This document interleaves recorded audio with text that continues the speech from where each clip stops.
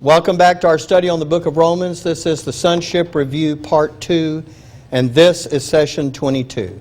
Let's get right to that next verse, and that's going to be Romans chapter 7, verse 14. For we know that the law is spiritual, but I am carnal, sold under sin. Now look, I've included something in your notes that I'm not going to take the time to talk to you about. The word for, I'd put it in your notes. It is one of those English words of logic, and if you look at the end of your notes, I've actually given you a list of English words of logic and kind of the different ways in which they get used. And you can read yourself about the use of this word for. I don't want to take the time to do that. We did this the first time through.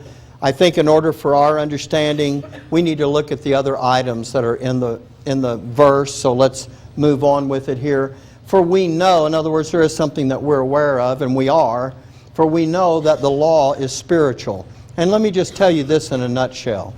When something is spiritual, you know, the world uses this in a way that we don't normally think of it in the Bible. You know, they talk about something being spiritual when it doesn't have anything to do with spiritual things at all.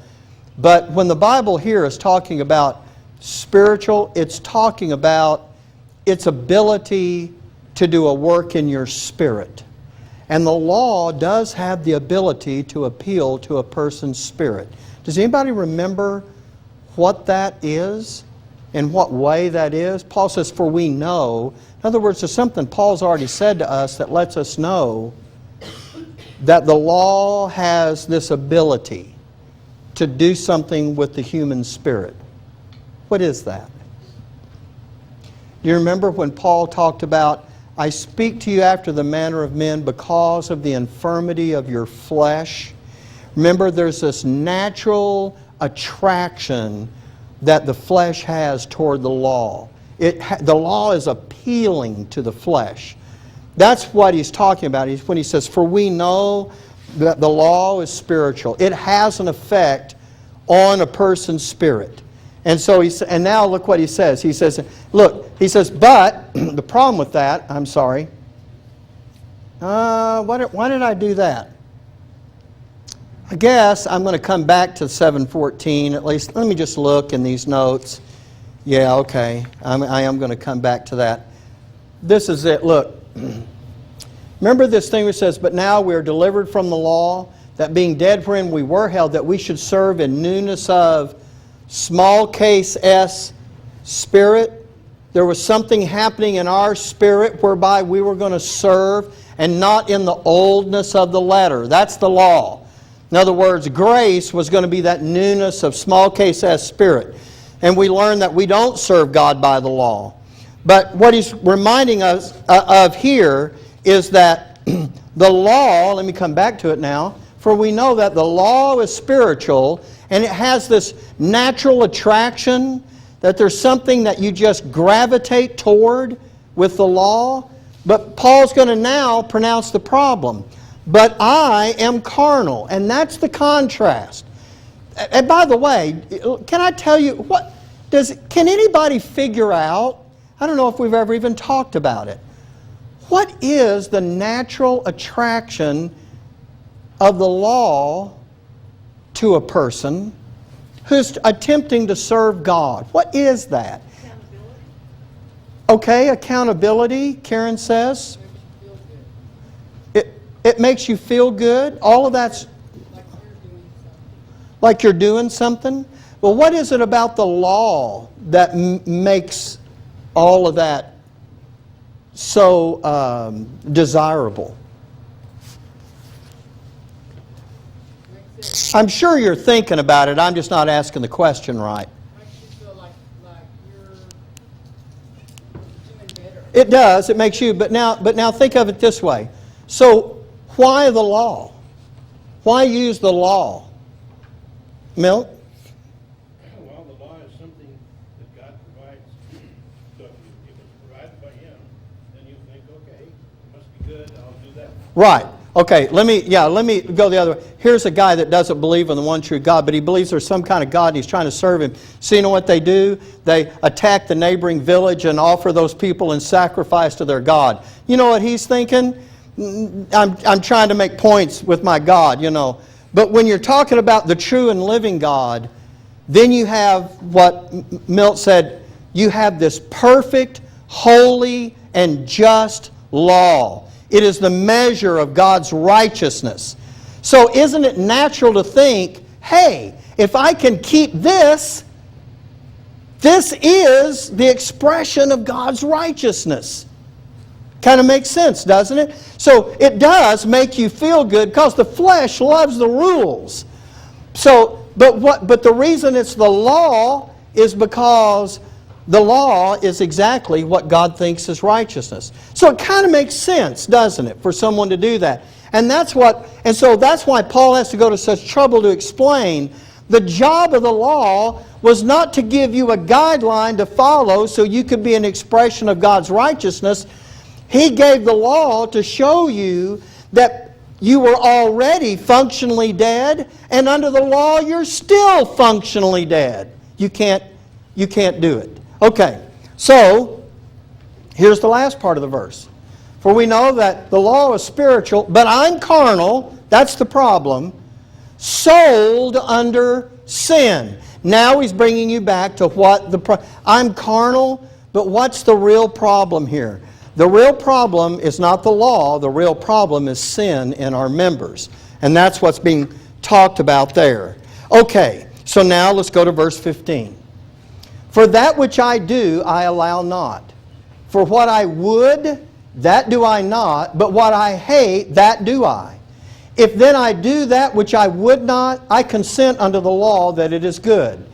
Now then it is no more I that do it, but sin that dwelleth in me. And when you see that, although we are going to get over there, that's kind of the point I'm already making. Paul is saying, yes, I'm carnal, but look, here's the problem. The problem is not the law. Remember the whole question was, am I functionally dead because of the law? No, we're functionally dead because of sin. And that's where he's going to wind the point up at right there. So, let's take this first part of the verse here. By the way, there's something interesting in your notes. I was going to pass it in my lecture, but I will just kind of bring your attention to it. When we got a new nature, you remember the old man was crucified, we got a new identity in Christ. When we talk about the law, it doesn't recognize the new nature at all. The law has one thing that it's appealing to, the flesh. It doesn't look at the new nature at all. Anyway, you should read about that. It's short, but you ought to read about it. So here it is, Romans 7:15. For that which I do, I allow not.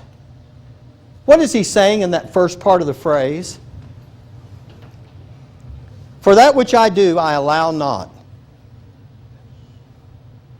Paul is saying, the things that I'm doing are not the things that I want to do. I allow not. In other words, that's not the things I would want to allow myself to do. The last part, after the colon. For what I would, that do I not. You see what he's saying there? He's just flipping the coin over. In the first one he's saying, I'm doing things that I don't want to do. And the things that I want to do are not the things that I'm doing. And then the last part, but what I hate, that I do. Now, we could break this up into the parts, but I think it's real easy. You've got the first one.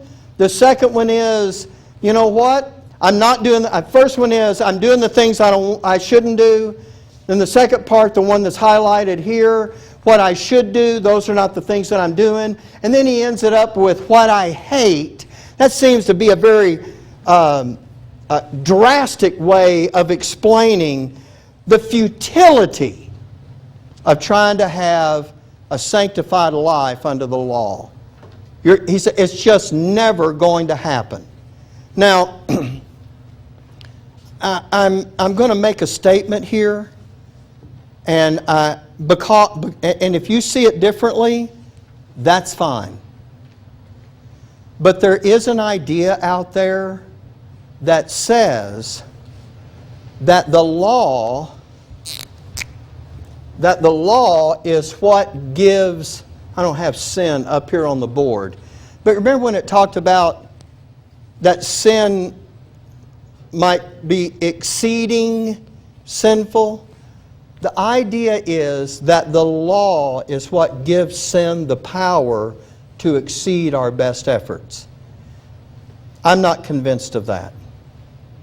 I think what the law does is it shows us that sin has the power to exceed our best efforts.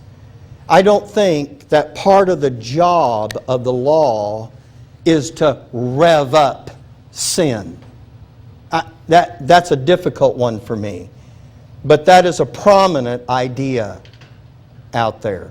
Now, if you see that differently, and in fact, excuse me, if you look at the verses, that sin by the commandment might become exceeding sinful. They're looking at that and saying, sin by the commandment they're saying, see, the commandment made sin exceeding sinful. But I think that verse is all about appearances. Remember what it said? It says that sin might appear sin, and that sin by the commandment, is exceeding sinful. I think it's saying the law is informing you of these things so that they appear the way it really is, so that you're not fooling yourself about your sinful condition. Anyway, I just wanted to bring that up. Kind of like reading the fine print and using a magnifying glass The fine print, yeah. to magnify it, to see it.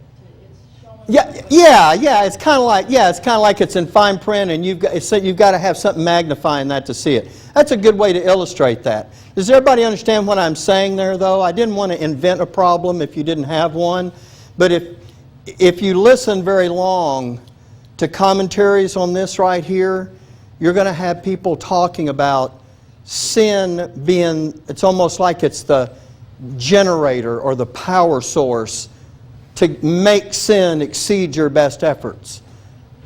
The job of the law is not to empower sin. The job of the law is to expose sin. Because it already said that the law is good. That's right. By the way, didn't sin have just as much dominion over you before the law came? I mean, let me ask you this. Did you overcome sin better without the law than you did with the law? In your flesh, I mean? No. So look, it didn't need the law to beef it up. It already had your number. Right? Okay. Anyway, that's what I think about it. So I'm just saying. All right, so let's see. Here I go. So let's do this next one, verse 16. For if, and now I put some things in the middle of the verse here on purpose. I think I even did it this way in your notes so that you would understand how I'm looking at this verse. If then, which means this is the logical conclusion or the logical outcome of what Paul's been talking about. If then I do that which I would not, or if I end up doing that which I don't want to do or desire to do, I consent unto the law that it is good.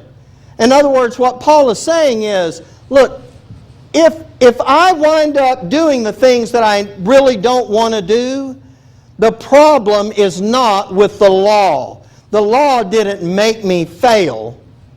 What did the law do?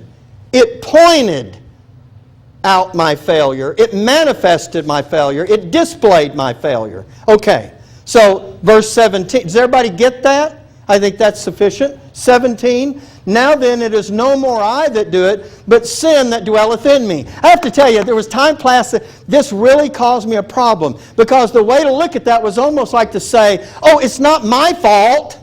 I didn't do it. Sin did it. It was almost like I got to blame somebody else. But that's not what the passage is talking about. And if you really want to have fun, go read the commentaries on this verse, because that's the way most of them are looking at that. This verse is not talking about, you're in no way responsible for doing the things that you're doing. What he's doing is saying, let me tell you where the problem is. Remember the verse just previous? Remember? He said, I consent that the law is good. the law is not what made me do what I didn't want to do. Now he's going to tell you what it is. The problem, and when he says it's no more I that do it, he's saying, it's not that I wanted to wind up at this place, but I wound up in this place because sin has an exceeding ability to outdo my best efforts. There's where the problem is. The problem is with sin in our members. Does everybody understand that? Okay. So, so, I find then a law that when I would do good, evil is present with me. For I delight in the law of God after the inward man. But I see another law in my members, warring against the law of my mind, and bringing me into captivity to the law of sin, which is in my members. So let's break this down. Verse 21, I find then a law. And when he's talking about a law, he's not talking about the law of Moses. You know what a law is? A law is something that is consistently true. When I drop this marker, how many times will it fall?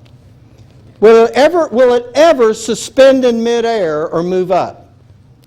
And so you know what we call, what's at work here? There's a law at work here. The law of gravity. That law, in fact, now see, when we say something is a rule, we always talk about the exception to the rule. But this is not the rule of gravity. This is the law of gravity, which means it is always working. That's what Paul is talking about here. So, and I've already told you, and as you'll see, when he says, I find then a law, he's not talking about the law of Moses. Now he's going to talk about, I found something to be true every single time. So it's more than a rule. It's a law. And so now let's continue to read through this. Verse 21. I find then a law that when I would do good, evil is present with me. Now, it makes me wonder, why didn't he just say sin? Why didn't he just say sin is present with me? That's the word he's been using all along here. But you know what I think is going on here? What I think is going on here is, remember, sin has an ability to do something. We looked at this word. It has the ability to exceed. And the more you try, the more sin. And I think because evil represents the far extent of sin, yes, or the ultimate, I think what we're being pointed at here is the exceeding power of sin, that when I want to do good, evil is present with me. Now, I want you to understand what Paul's just said about this. I found this to be a law. In other words, it's like dropping the marker. It didn't just happen generally. He said, I found this happening all the time. And so the more Paul intensifies his efforts to do good, the more evil is present. Yes? Could you kind of, in your mind, just put it at the same as you've got God, which is good, and you have Satan, which is evil. And it's a constant battle all the time. It's either one or the other. So even if you have good, you have God, the evil, Satan's always going to be the adversary. He's always there. It's not like there's a time in between where, oh, well, you don't have God, but you don't have Satan either. You know? Right. It's like a constant battle all the time. Right. That's right. And so, yes, so let's take that concept and put it now into our sanctification. So the more, because remember, here's still what Paul's talking about, the more I try to use the law to live for God, what do I find?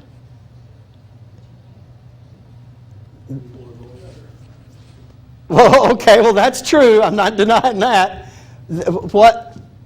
When he said, when I try to use the law, how does he wind up? Does that ever result in functional life? No, it always results in functional death. And why? Because the more, whether you're under the law or whether you're doing it in your own power, when you're trying to live for God in that way, sin has the ability to exceed it. And Paul says, and when I really want to take this law and I want to do good with it.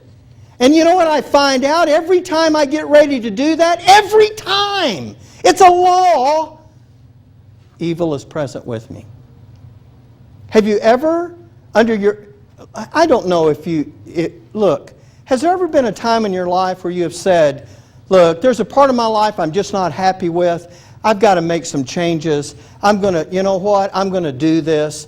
And there's somebody, I'm just going to change the way I deal with them, or there's something else in my life, and I'm just going to do it. And then before you know it, you're right back at that spot again going, Lord, I know I blew it. I'm sorry. I'm not going to do this anymore. Please forgive me. It's back in the old days, 1 John 1:9. Please forgive me. I'm not going to do it again. And then you wind up right back there again. Here's what I've done. I know you're sick and tired of hearing me because you're thinking, here he is again. He'll be back here again tomorrow. Surprised it took you this long. And then you kind of become cynical about yourself. If that's ever happened, my point is that Paul is saying that's the issue. I'm not really talking about 1 John 1:9 now, but I'm talking about every time Paul said, I want to take this law and I want to do something with it, I find another law is present with me. That when I would do it, evil is present with me. Okay, now, verse 22, for I delight in the law of God after the inward man. Do you see that? Does he say, why does he delight in the... Now, what is the law of God? Let's answer that one. What is the law? We're talking about a lot of laws. The law of God is the law of Moses. That's the commandments. That's the law of God. He said, I delight after the law of God in the inward man. Why? Yeah, because the law is good. It represents the perfect righteousness of God. Of course, he said, yeah, there's nothing wrong with the law. Okay, so there's that law, verse 22. And then he says, remember what he said? Verse 23, but I see another law in my members. So it's not this law. Now, I'm just going to put the law of, and we'll fill in what it's called, because he just says, but I see another law in my members, warring against the law of my mind. So now, the law of my mind. Does anybody recognize? You'll have to look at your Bible because I don't have all the verses together in one spot here. Does anybody remember what the law of my mind is? He's already given it to us.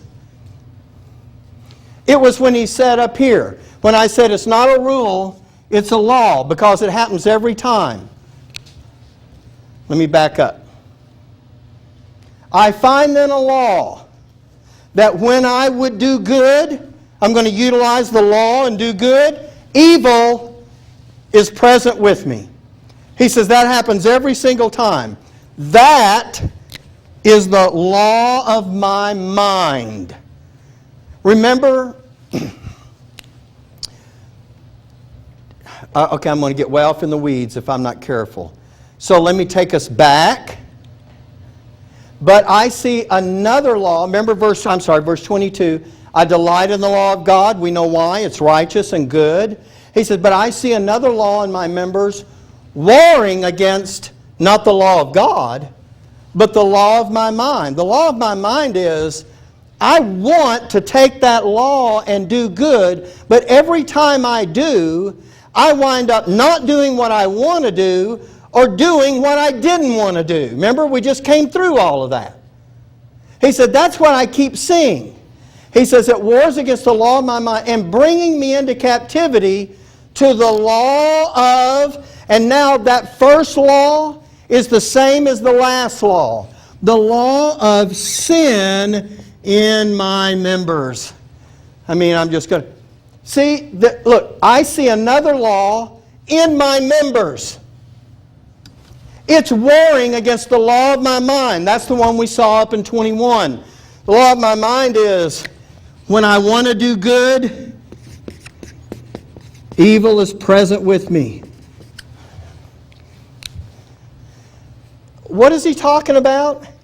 No matter how good I want to do, sin has the ability to exceed my best effort. That's that law. And so he says, but I see another law in my members, warring against the law of my mind, and bringing me into captivity to the law of sin, which is in my members. Those two laws are, see, the first one and the last one are one and the same. And it is the law of sin.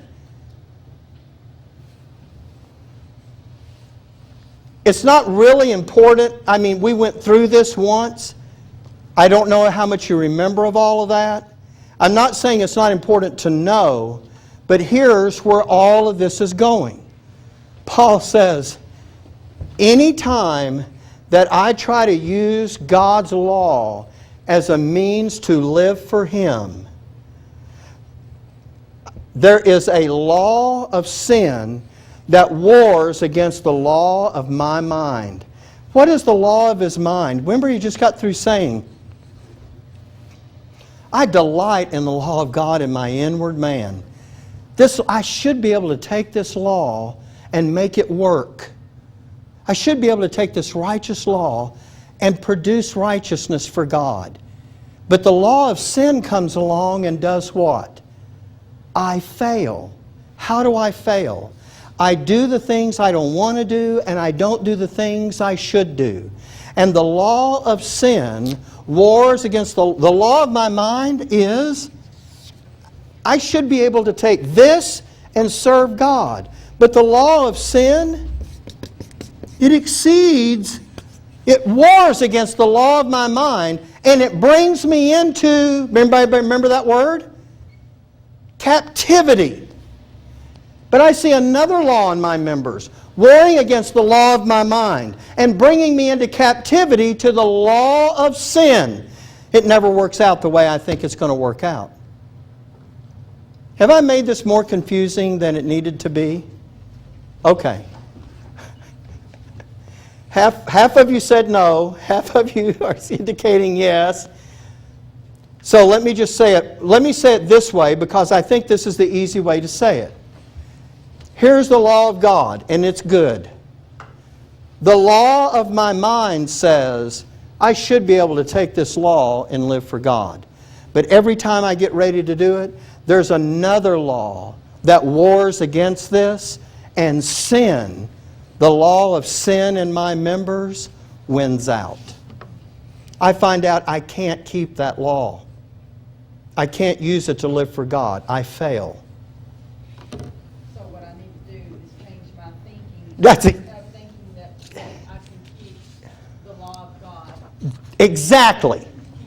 You've got to change your thinking to think that as good as the law may be, it was never intended to be the device whereby I'm going to produce sanctification. That was never the way God intended for it to be used. I may love it, and I may think it's righteous and holy and good, but every time I think I can take it and make it work, this comes along. In fact, he's going to use a very strong word in a moment. And maybe we've already done it, but he talks about that comes along, he said, and it slays me. Remember when we covered that? Okay. So, on your notes, I gave you a little chart with those different laws on there. You should be able to kind of look through that if you still have any question about that and sort that out. Oh, good. This is going to be perfect. I have 1 minute and 12 seconds left. We only have 3 verses. So here we go. 24.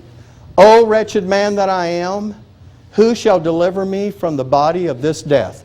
Paul is not, I have to say this, and I should have mentioned this already. Let me just stop this right here. The way I was taught this in Bible college is when we got to this passage, they taught us that this is, the reason this is warring against each other is that it was our new nature warring against our old nature. And then they always tell this story. They almost all tell the story, and they tell it very similarly. It's like the old Indian said, I have in me a white dog and a black dog. And they are always fighting. And the one that wins is the one I feed the most.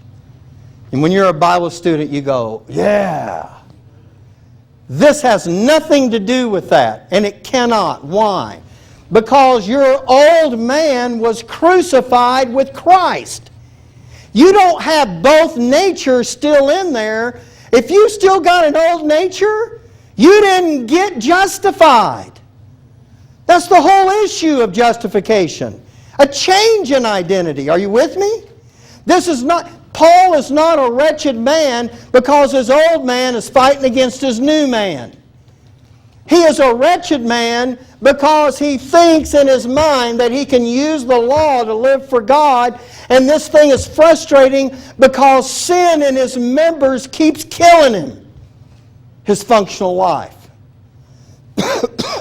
That's why he's a wretched man. And who shall deliver me from the body of this death? Well, here's the answer. I thank God through Jesus Christ our Lord. Because, and you see what he's done here is, look, if I'm going to attempt to serve God in the energy of my flesh, either by doing the best I can on my own or by using the law, both of those are going to result in functional death, and there's only one way I'm ever going to be able to live for God, and that's by the power of His grace. There's where he's trying to get us through. And so when he ends it up, he says, so with the mind, I myself serve the law of God. He says, I keep thinking I can use the law to do it. He says, but with the flesh, you know what works out of that? The law of sin. I can't overcome it. So when a guy gets here, two things ought to be in his mind. It's got to be in our mind. I can't on my own produce a sanctification. I don't have the ability to do that. And even if I take the perfect and holy and righteous law of God and try to do that, not because there's something wrong with the law, but because I'm carnal, sold under sin, the law of sin is going to have its way with me every time. I'm not going to be able to produce a sanctification that way either. It almost makes you say, God, there's nothing else I can do. And He's waiting for us to get there. Finally, you got it. There is nothing you can do. All that's left now is to learn about living out of His grace. So when we come back the next time, we'll turn to chapter 8, verse 1, and he's going to begin to teach us now how to live out of His grace and produce righteousness out of a sanctification. Okay, any question about any of this? You didn't think we were going to get all the way to the end of the chapter, did you? I know you didn't. Okay, let's have prayer and we'll be done. Father, thank you for your goodness to us and your grace. I'm so grateful, Lord, we have a written word to instruct us in the things that are here, that we understand that even though well-intentioned and well-motivated, we may want to take the perfect law and try to live for you with it, was never designed to do that. But it shows us, it makes very clear the fact that we are subject to the law of sin in our members. And our flesh is weak, and it does not have the power to be able to overcome sin. Sin will exceed it. And we understand, Lord, that then the only way we're going to be able to serve you is by grace. And we look forward to reviewing the material of being able to live for you out of your grace and produce a sanctification. Actually, not produce it, Lord, but to live out of the sanctification that you gave us as a free gift when we trusted Jesus as our